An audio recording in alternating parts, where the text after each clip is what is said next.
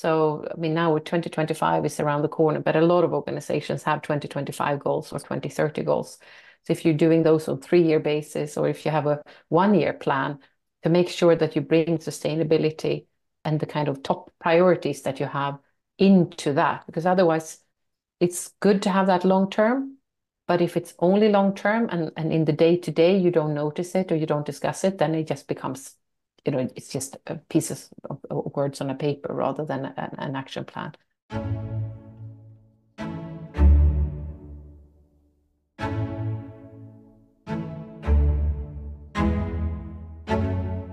Welcome to the Future in Sound podcast. I'm your host, Jen Wilson. This is a podcast where we discuss people, planet, and profit. In each episode, we'll learn from world-leading experts who can help us see the future we want and our role in it.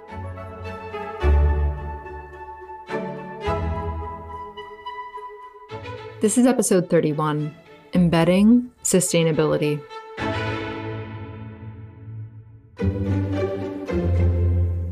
Pia Heidenmark Cook is a senior sustainability leader with over 25 years of global industry experience.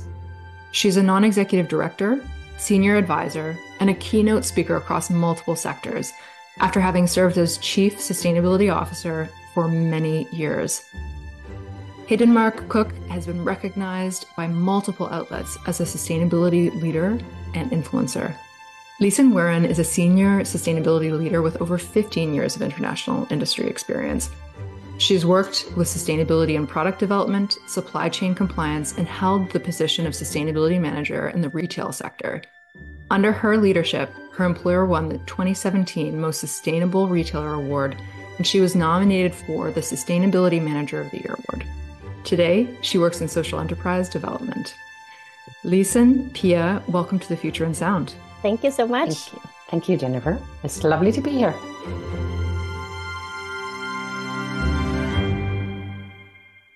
Now, I thought maybe what we could do is start with short introductions. Pia, why don't we start with you? Absolutely. Been in sustainability, just like you said, for a very long time. Started out in consultancy, then went into corporate with travel and tourism, then retail.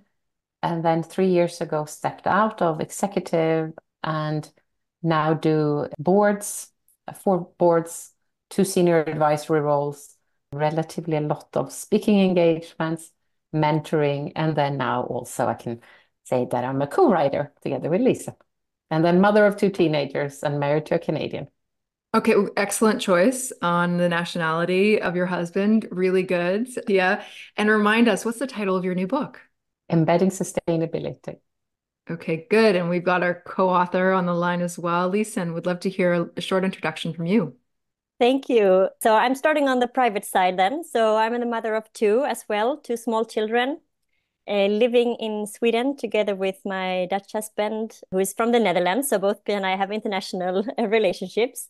I have worked in this space for quite some time. And from my studies in global studies, I was probably the only one who went into the private sector, while most of my classmates started to work for different NGOs or UN organizations. So I was a bit of the black sheep, but with the belief that it's very interesting and that I believe that you can truly create impact from within as well. So we need resistance from the outside, but there's also a very pragmatic approach to work from within organizations and create impact and change. So that's where I've been the past 15 years, working both with social enterprise development and more with bigger corporates.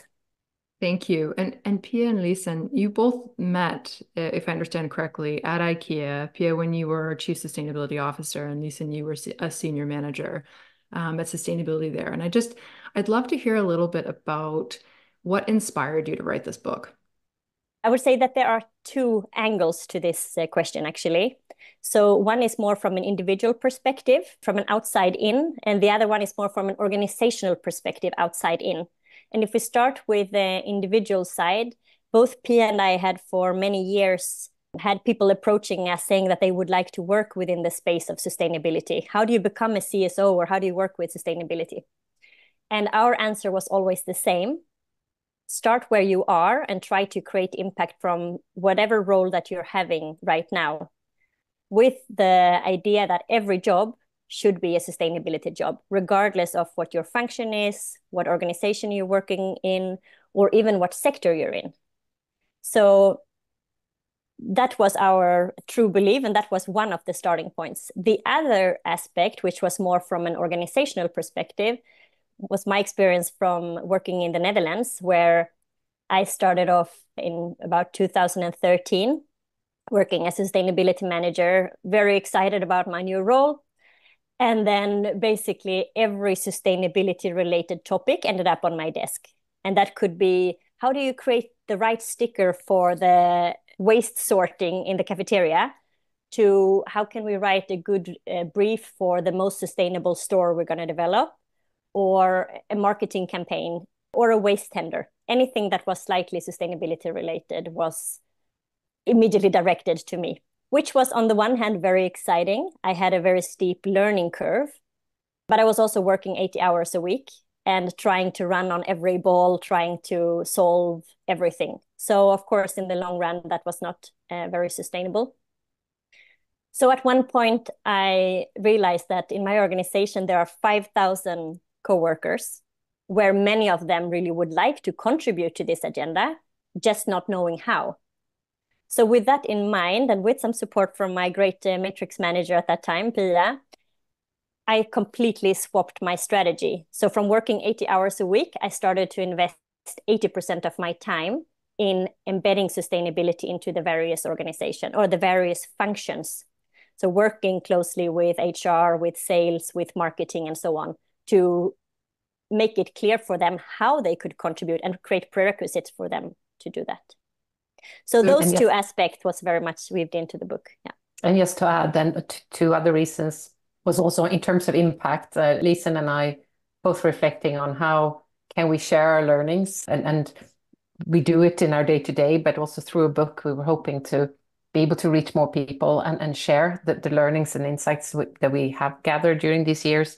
And also for me, a lot since leaving and working with a lot of different chief sustainability officers in different parts of the world and companies in different maturity levels, the whole kind of how to build resilience. And we actually dedicated a chapter to this in the book, how to kind of go through the learnings that Lisen went through. And I had similar experience as Lisen with how do you work with people and not trying to be an in-house consultancy doing everything, but also how do you maintain energy and stamina over years when it really goes up and down, because it's fundamentally about change management. So we also wanted to kind of share a bit of easy learning sometimes, or sometimes trickier ones, but the kind of aha moments, hopefully giving people reading the book ideas on, okay, I could go about it this way, or I'm not alone feeling like this. And then just keep people working on sustainability in companies, because we know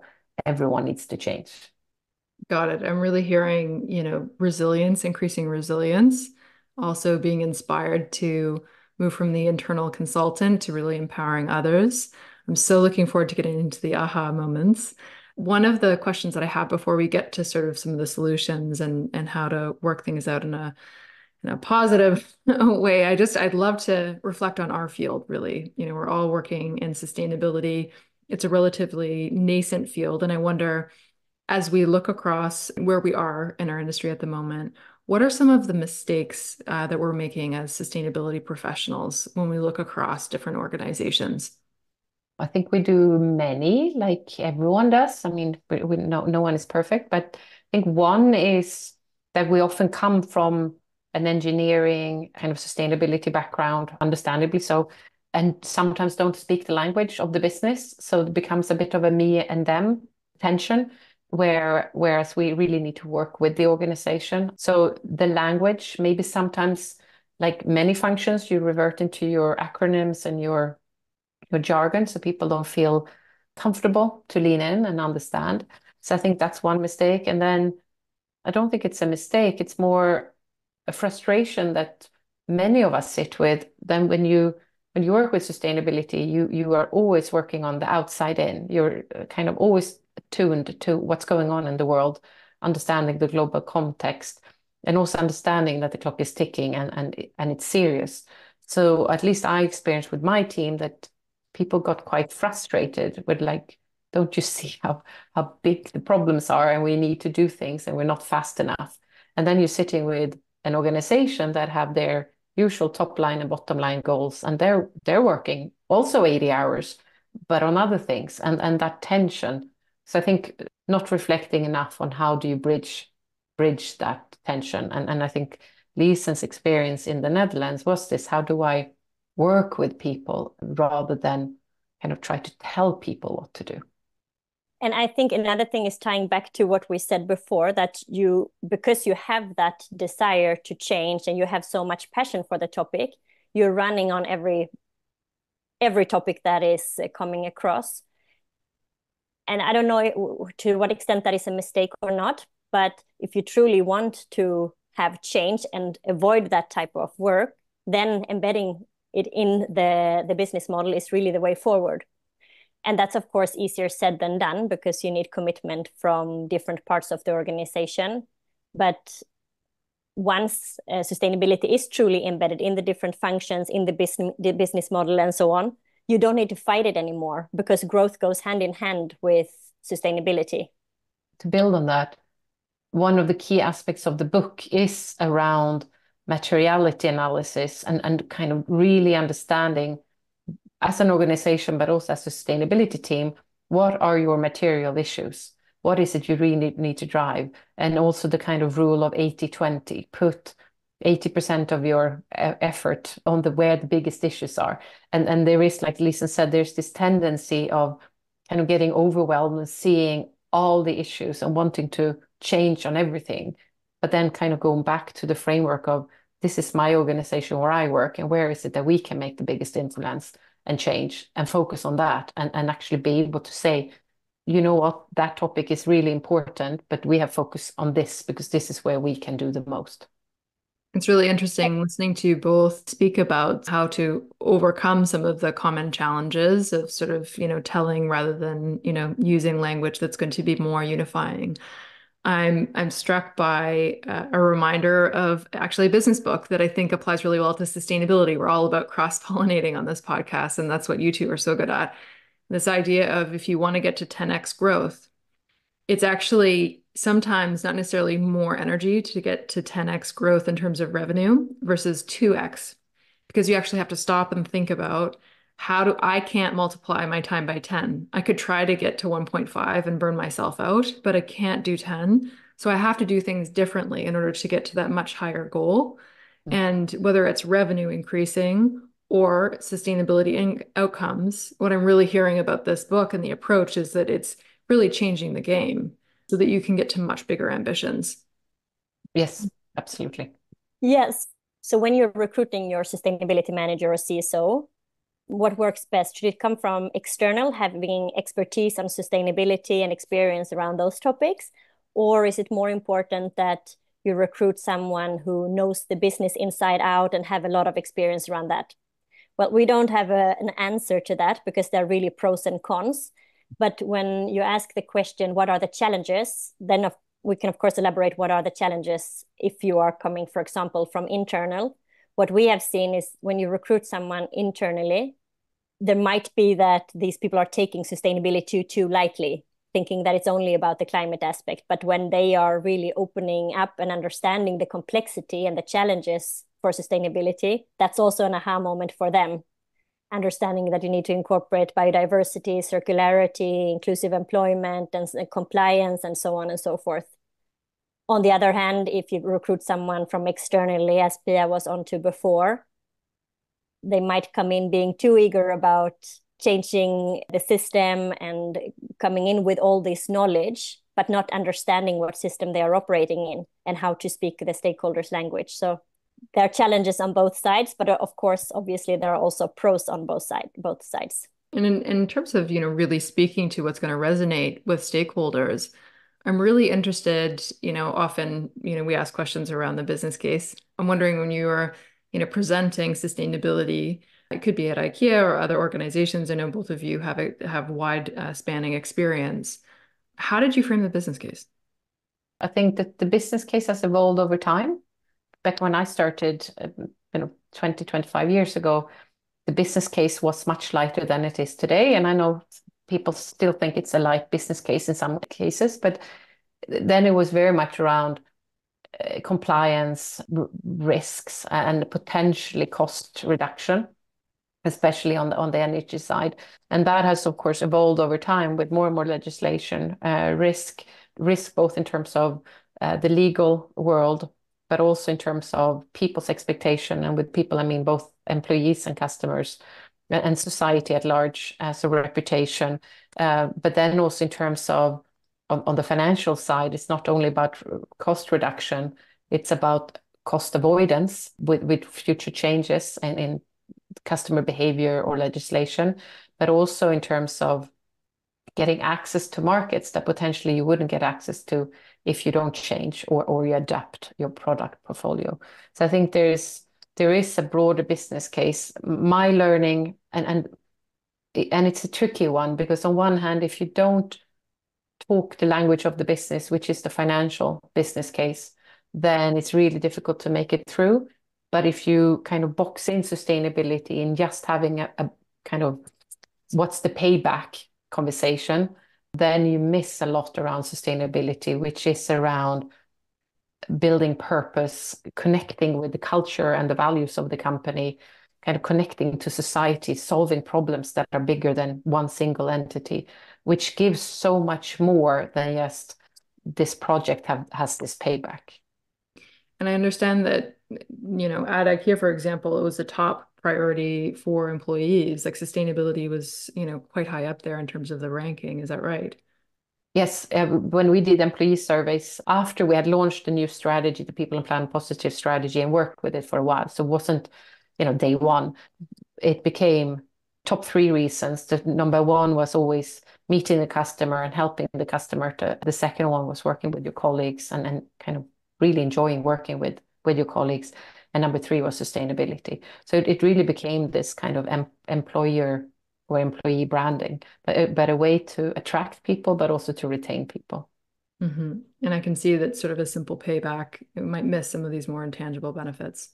Yeah, exactly. I mean, I think awareness today is larger, especially when you need to attract like difficult talent to get, like digital, for example, that having a company that deals with these issues and seen as part of society and caring about what's going on and not just kind of we're selling product X and we want to make a big profit attracts people in a way that you wouldn't if you're just kind of mainstream corporate.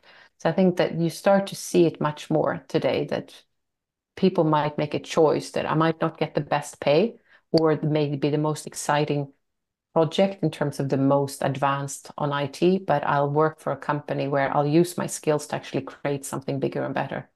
Yeah, there's a model that I really like called the level of integration.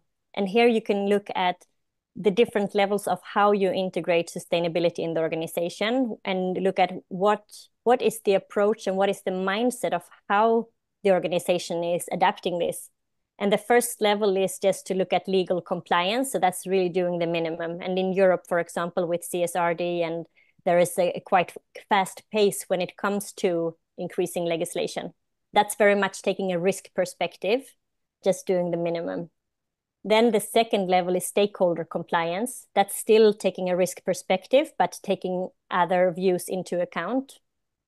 The third level is more around cost saving, and Pia was onto that a bit before as well.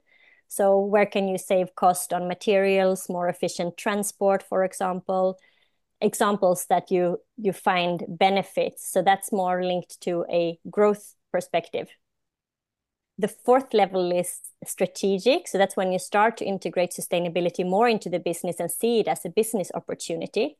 And that could be, for example, that you see that, there's customers that are interested in this. You start to develop more sustainable products. You include it in marketing. You start to embed it more and more into the strategy of the business.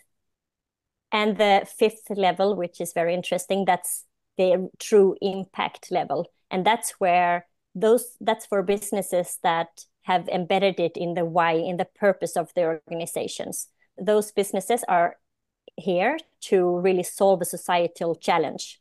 And that's what we would really see a future where more business should really aim for. And where I work now, for example, with social enterprises, those are typically businesses that are founded to solve a challenge that could be on water scarcity or creating more inclusive employment opportunities for vulnerable groups, for example. So those are the 5 levels, and it's very important to assess the organization that you're in today to see where are we today and where do we want to head towards. As you're climbing that ladder, I'm just interested in getting into some examples because you two have lived this for years and years. And so when you're winning people over and trying to sort of on sort of a micro level, a decision where there might be some trade-offs, you're assessing where they are on sort of this 5-step ladder. What are some examples where you met some resistance potentially initially, but then you worked with people to win them over to sort of meet joint aims and objectives? So I think the first thing that is really fundamental is that we are taking a human-centered approach to this. So this means that we have a true belief that people want to contribute. They may not have the awareness, the understanding, all the information at hand, but they want to support if they can. So with that, we think it's important to listen in where they are, understand what they know today and what we could add to make them come on board. So that's the first step. Yeah, listening is crucial. Timing is as well crucial, because it could be, I think both Pia and I've experienced many times that, you know, we're working really hard to get something going, but there's absolutely no response, nothing is happening. Well, then maybe you need to take a couple of steps back and wait. And then there might be a momentum just a few months down the line, and that's where you go all in. So it's not to lose hope that nothing is happening, because change management and stakeholder management, bringing people on board, takes time. And yeah, the resistance is not necessarily unwillingness to change. It's because people are part of a system and the reward mechanisms are potentially not there. They're just operating in other structures. And just to add on the listening, to really reflect on what are the KPIs and how are the people that you're kind of working with, how are they measured and seen as doing their job and being successful, and understanding how can sustainability help that. Sometimes there is a conflict and you kind of add workload or you need to change routines, but often it's just a mindset that you need to just reflect on, like energy efficiency. If you're in real estate, you want to save cost per square meter as well. So there are also quite a lot of examples where they go hand in hand, but sometimes it doesn't. And then you, at least what I experienced was, you really need to have the case by case examples, but you also need to have a direction as a company. So when it's been decided that this is how we will do things, this is what we want to achieve. So it's more a matter of how do we get there in the smartest way as a company or as an organization, rather than on a single by single case, you need to build your business case. That's much harder. You still have to build a business case, of course, but there's that kind of underlying understanding among the whole organization that we've decided that this is what we want to do. We are just finding out the how to do it in the smartest way. Hey, it's Jen. I just wanted to take a quick moment to let you know a bit about Rico and what we do. We're a tech-enabled advisory firm that helps private market investors and companies measure sustainability metrics using our software platform. We also help you to set targets and focus your efforts on sustainability areas that really matter for your business. And finally, we help clients to translate all of this work into your core value creation strategy or your business model. Check us out at re.co.com to get in touch. All right, now back to our conversation. One of the things that I've heard both of you speak to is when it comes to some of the more long-term goals as well, there's a specific way of communicating longer-term goals that can inspire action. And Pia, I wondered if you could share with us, your experience in communicating long-term goals.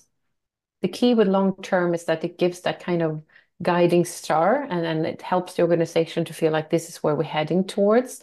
But you need to break it down. So, I mean, now with 2025 is around the corner, but a lot of organizations have 2025 goals or 2030 goals, but also then even more closer to break it down into business plans. So if you're doing those on 3-year basis, or if you have a 1-year plan, to make sure that you bring sustainability and the kind of top priorities that you have into that, because otherwise it's good to have that long term.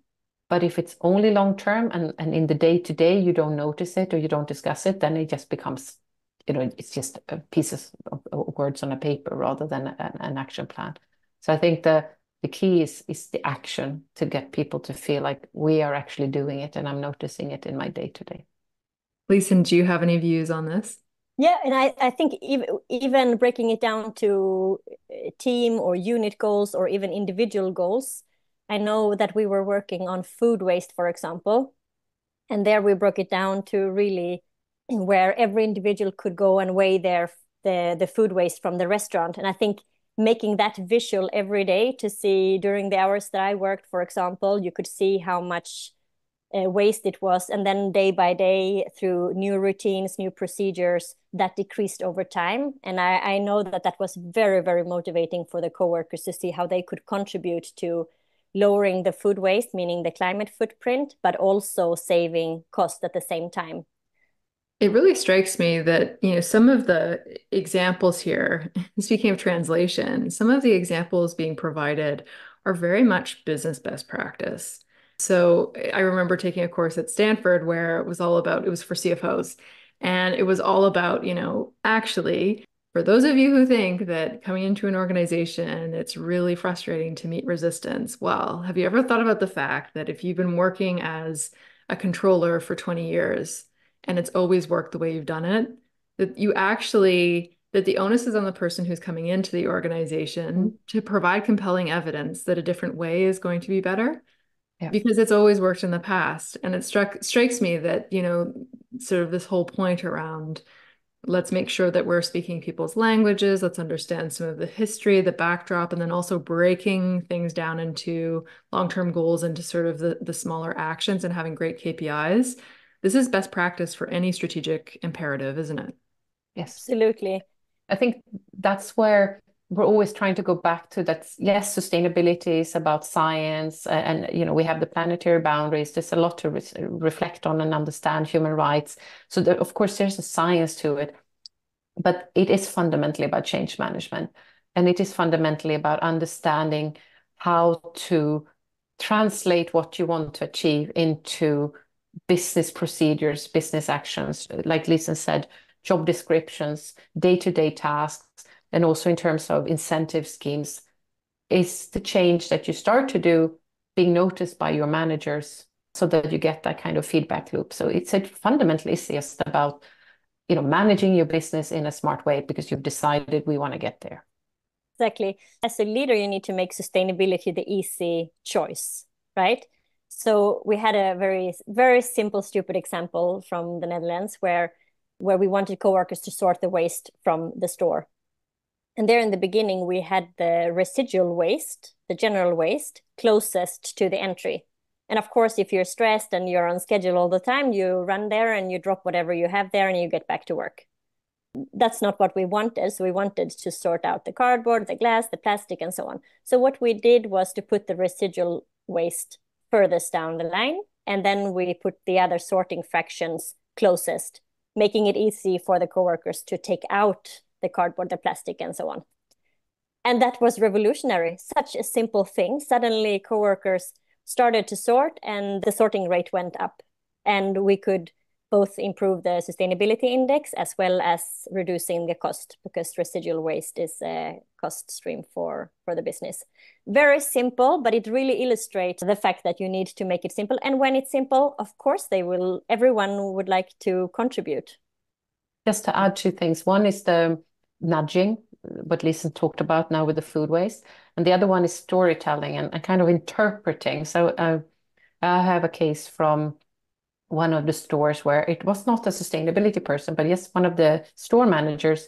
And she was talking to the logistics team, so the ones unpacking the goods in the morning, and they were like, I don't see how sustainability relate to me. And she was just like, but you're driving your forklift truck every morning, and if you choose to drive it in this way, you will emit a lot. If you choose to drive it this way, you will reduce, and that will actually impact our figures for fuel usage in the store. So it was just kind of taking something big and fluffy that they felt like, okay, that's for the corporate office. It has nothing to do with me. I drive a forklift truck, to just translating what they did in a day-to-day into this is how you contribute to that big goal for the store.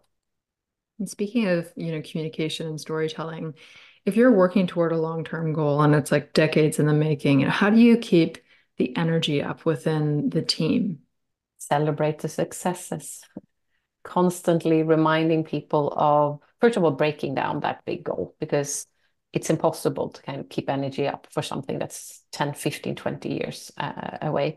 So breaking it down and then celebrating what you have achieved, making it visible what you have achieved.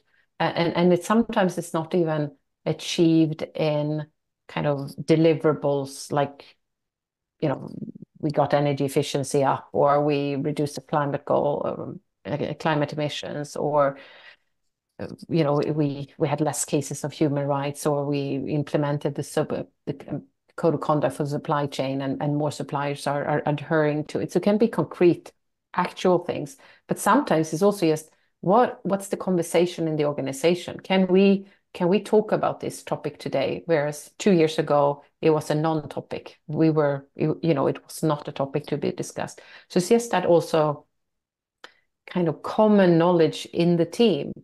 Are we making progress in terms of the topics we can push and discuss and move forward? And Pia, on that, is there an example that you can share with the audience on, looking back and being able to communicate effectively? Well, here are some things that we can do now that we couldn't in the past. Yeah, many examples. And of course, sometimes it's just the maturity of the organization that has led to it. Can be technical solutions outside of the company that makes it easier, or you've kind of created a lot of internal proof points. So something that felt impossible, kind of through time has shown it's not impossible. But for one of our examples is when it comes to home delivery, where originally, if I take IKEA, where I worked the longest, IKEA's model was very much big blue boxes on the potato field, and people had to have their own car to get there. And that was extremely fitting with the time of the 50s and 60s when people started to have their car and kind of weekends off. So kind of completely fit with where people were at that time. And then today with e-commerce, especially after COVID, people buying online, they don't want to sit in, going to big shopping centers to the same extent as they used to. Then discussing, and then we started to see home deliveries going up as people were buying online. So then having a conversation on how do we make these home deliveries zero emission. In 5 years earlier, that conversation was difficult because we were not doing so much home delivery, because the business model was go to the store. So then sustainability and the business model went more hand in hand because of changes in how products were sold. And that was difficult to foresee. No one foresaw, scientists foresaw COVID, and we knew there would be a pandemic, but to the extent and the change that meant to business models, I think it was difficult to foresee. So then, and again, like Lisen said, it's about timing. So the timing was right during COVID, after COVID, to start to push topics that were not easy before. And I think sometimes to just take a step back and reflect on that and remind people that, you know what, we could not discuss this to the same extent before, and now we can, and celebrate that things are moving in the right direction. And I also think that one thing is the strategic plans, right? That comes from management and so on. Another thing is culture. So how you build a culture for sustainability, or that is serving sustainability. And that's, of course, also a long-term work. But what I think is important to do while you work on these strategic plans, you start developing a culture that breathes sustainability. And when having that, teams and individuals within the organization will start to take initiatives on their own. So they will start to think, well, how can I contribute through my function, right? How can I engage with my coworkers? Can we do car sharing? Can we do things that stimulates as teams, or can we build partnerships with others? Can we find different circular solutions and so on? And actually, we are quite happy and proud to have Ryan Gellert, the CEO of Patagonia, to write our foreword. And he's talking very much about how the culture of Patagonia has shaped their sustainability ambitions. So that's another way of keep moving, even when you have the long-term goals. I just want to say again, going back to sustainability is not different than anything else when it comes to leadership and management and change management. It's that kind of what we saw with COVID, that when things were closed down, when you have an organization where culture and values and employment empowerment is key, then people find their way. They find their way of solving problems. And the same with sustainability, that once you get to a point where it's embedded, people feel that personal responsibility. I'm not going to sit and wait for Lisen or Pia to tell me what to do. I kind of know where we want to get to, so I'm going to help to find my way. So a lot of listeners are going to be thinking about these different steps on the ladder of maturity toward embedding sustainability. And they're going to be wanting to say they're a private equity investor, they're going to be thinking, well, are the portfolio companies in our portfolio at level 1 or level 5? Or maybe if they're an executive for a company, they're going to be thinking about, okay, how do I start to think about this? So I'm wondering, Lisen or Pia, if you wouldn't mind just sharing a bit more of a description around the different levels and maybe how to diagnose, where we stand in a particular organization. Yeah, I think the challenge with sustainability sometimes is that you need to be honest and open and self-reflective. And sometimes that is difficult. I would say the starting point is, I'll take it from the strategic perspective and kind of the C-suite, but you need to have the conversation on the board level and on the management team level, reflecting on these are the, let's say here now, if you haven't done a lot, these are the external pressures. There's a lot of legislation. There's a lot of kind of stakeholders and Joes asking us to do X, Y, and Z. Where are we on that? Are we taking more risk management, or are we taking more of a hide and seek, like let's hope no one notices what we're doing? Or do we have a genuine, this is what we want to do more of, but maybe we haven't because we didn't know? So there is that kind of technical, more kind of scientific evaluation of what's our footprint, where are we as an organization, are we, I mean, there's so many KPIs and benchmarks out there, but if you just look at some, let's say 5 KPIs, are we way out there, like using way more energy per square meter than anyone else in our sector, or are we actually quite okay? So it's those kind of hands-on, how are we doing? Then there is the more subtle, how are we doing in terms of mindset, culture, values, who are we, and how do we want to lead our organization? And sometimes that's trickier because you need to really self-reflect as a management team. Where are we? Are we more risk minimizing, seeing this as a kind of fad that we hope will go away, or are we genuinely concerned and we want our company to be one of the leaders? So I think you need to do both those two kind of assessments.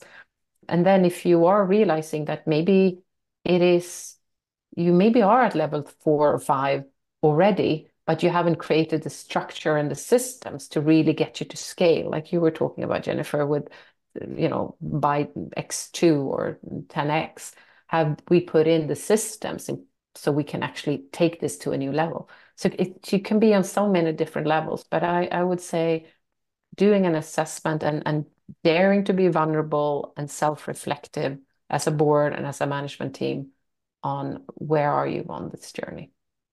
And I think if we look at this, you can see that it differs very much depending on what market that you're in.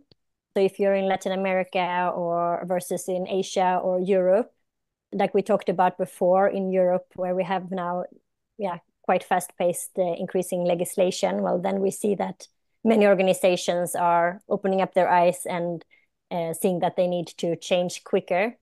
We also, of course, have different sectors where the customer demands have been maybe higher, where customers are demanding sustainability or transparency. Well, then you see that organizations are adapting to that. And then, of course, we have the pioneers, social enterprises and others that are really purpose-driven from start. So I think what we have seen, and I think Pia as well, that there is definitely a movement towards embedding it, but we still see many organizations and sector that are still on the minimum, really risk-taking legal compliance. It's interesting. You were speaking to Patagonia. Congratulations, by the way, for, an executive from a Patagonia speaking to your book. That's massive. I guess one of the questions that I have on, I guess they would be level 5.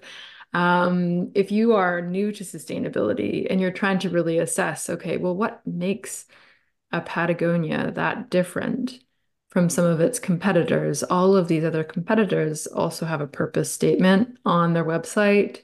They have metrics. They release a sustainability report. If you're really diagnosing a company like Patagonia and sort of saying, okay, this is why, they're leading on embedding, what are some of the areas that you look at? There's so many. I mean, there's so many analysis companies that are, rating agencies, and I'm sure that they have fantastic AI methodology and the rest of it. But sometimes you need to be on the inside because you feel it in the walls, and it's almost impossible to feel it from the outside. So yeah, on the outside of it, it might look like you're ticking all the same boxes. And I mean, to be honest, a lot of companies are doing a lot of the same things, but it is that kind of, is it really in the culture? Is it in the values? Is it in how they talk about things, even when no one is listening, when you don't have to? It's just kind of expected, or it's part of. So I think there is a lot of, when you come into a company, you kind of start to feel it in how you hold the conversation about it. So that's one part. And the other one would be, if I really don't want to, analyze Patagonia because I don't know them that well. But what I see from the outside and why we reached out was they also dare to speak up, and they dare to do things that are not just in the value chain of their company. Because a lot of companies, especially in the day and age we're in right now, that are kind of hiding a little bit and detracting and just kind of caring about their own four walls. And we know with sustainability that it's so much more about scope 3, if we talk climate, but also kind of creating a change that's bigger than yourself. And Patagonia, with some others, dare to do that, dare to make statements, dare to fight for what they believe is right. And you can get attacked because, like, I have so many examples of companies maybe fighting for vulnerable groups, but then they would have a non-vulnerable group saying, you are discriminating against me. So then you kind of get a lawsuit, depending on where you are in the world, because you're trying to do something good. So you can never please everyone. I think that's the learning in such a polarized society we're in right now. You can't please everyone. And that's why it's so important to go back to your values, your purpose, and really reflect on what's right for us. And if it's right for us, then we can also answer those who are against us, because we've done this because, you are your company. You have the right. If you are within the law and you're not abusing people, you have the right to kind of do what you think is right. And I think there are companies that do that. You can't kind of just check tick box exercises. You need to really reflect and have a conversation with people and listen to who are they and why do they do it. It strikes me that in your very answer, long answer there. Sorry. It strikes me that in your answer, Pia, that there's an element of authenticity that we can all recognize maybe at an individual level when what we say matches our actions and what we choose to raise. That's a really interesting point. Lisen, I wonder if you had any additional comments on this particular topic. Yeah, so I think actually you can definitely see it with more nuanced eyes. But I also think that ultimately it is about looking whether growth goes hand in hand with impact. So, for example, going back to social enterprises or impact enterprises that have impact as their main business model. For example, we have a social enterprise in Mexico called Isla Urbana, and they are really there to offer clean, affordable drinking water to people with low income. Or we have another one I did in the Netherlands. They are there to solve and work with textile waste while they employ people with a distance to the labor market. So these are just two examples of businesses that are there to solve a societal challenge. And while they grow, they create more impact. So that would be really the ultimate goal. That alignment between the commercial and the impact and the deeper purpose. One of the ways I've heard it sort of framed is you have the operational sustainability. So when we're creating our product, what's the sustainability? Obviously, Pia, to your point on material factors, what's the sustainability of your operations? But then for your core business model, there are sort of host of different strategic questions to ask. And the more you can sort of steer the core strategy toward sustainability, then the operational and the impact or the business model start to really work together hand in hand. And that's why, companies are in so many different levels, because companies are so different. It's one thing when you start with a white sheet of paper today or 10 years ago with the kind of social dimension in mind from the beginning. And then we sit with a lot of companies that started when very little of this understanding and reflections took place.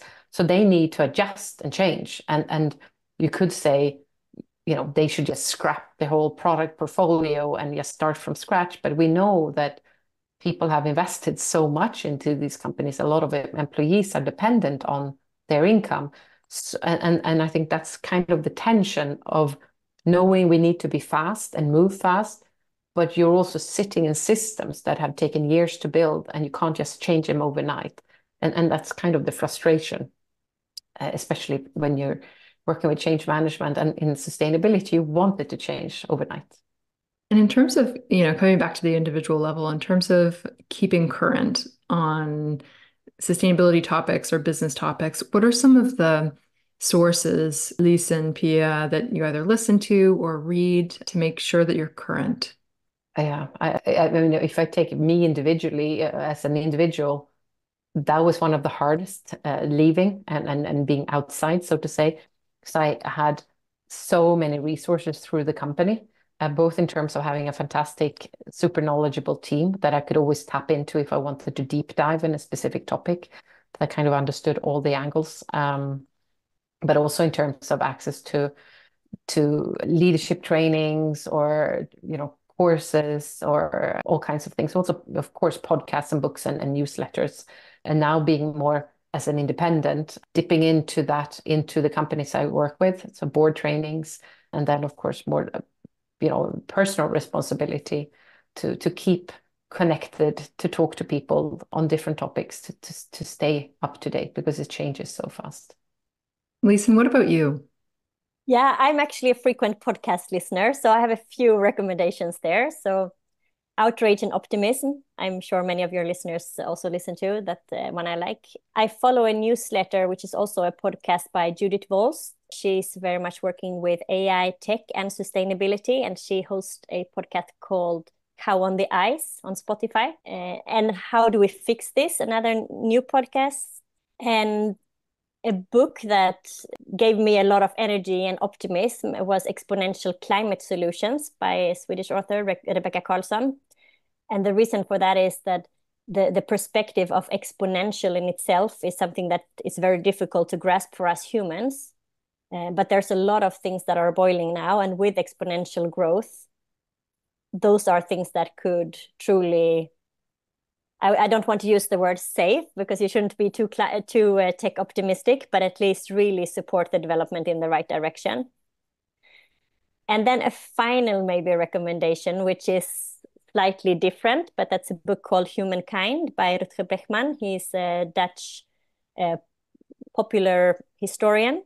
And this book we have actually referred to as well in our book, because it's about rewriting some of the human history into a bit more positive perspectives. He has been doing a lot of research on different events throughout history and for stories that have not been told, showing how people have truly come together and supported each other. For example, he mentioned the storm Katrina or the hurricane Katrina, where we from a new like receiving news perspective were only seeing the negative stories and how people were vandalizing and there was a lot of fights and so on. But he is showing the other side of how people came together, opening up community centers, opening up their homes. The same for COVID.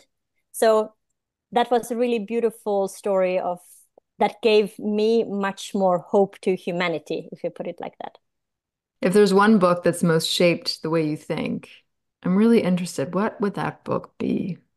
On sustainability, I don't think I can answer because there's so many different ones throughout my years. I mean, one of my first was probably yes when I started to study environmental management and like my textbook, which started to make me connect and understand climate change and biodiversity and water scarcity. So because I have a business degree from the beginning, so yes, kind of starting to connect the dots. So that book is probably one of the most influential because that's kind of how I started to change the course of my career. But then there's been so many good books that you, depending on the timing, when you read them and is it what you need at the time.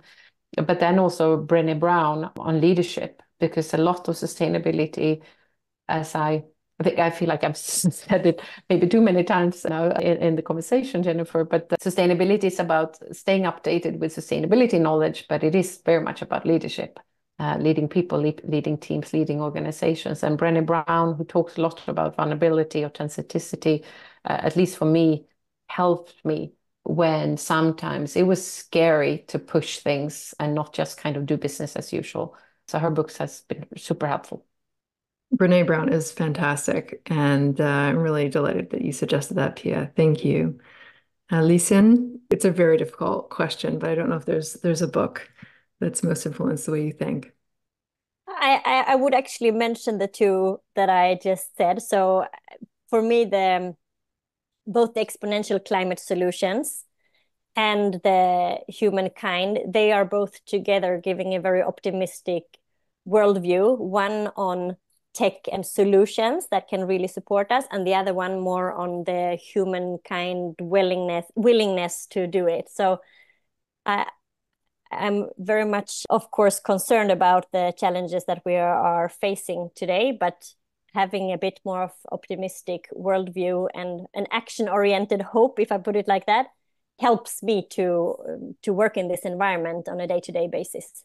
On that, what Lisen is saying, I think books that I've read from Singularity University and also Jeremy Rifkin, and there are many similar, so not to really pinpoint them, but those who kind of take a step back and just look at the megatrends and the changes and the shifts we're going through as society, at least for me, has helped to kind of when you're in it and you feel like we're not moving fast enough, and you kind of zoom out and you see the big shifts that are happening, that I've also felt helps and teaches me patience sometimes. And of course, we're going to need to add embedding sustainability to this list for the listeners. And so where can listeners get their hands on this new book? I would say almost everywhere online. So more or less all of course, Kogan Page, who's the publisher, is on their website, but also on I don't know if you can say names here, but I do marketing, but Amazon and Debri's book is, I mean, it's not just in the US. You find it kind of, the easiest would probably just be to put in our names and Embedding Sustainability, and then it will pop up on the online store that's closest and most convenient for you. And we'll also include a link in our show notes. Lisen, Pia, thank you so much for joining us on the Future in Sound podcast. I really appreciate it. Thank you, Jennifer, for having us. Yes.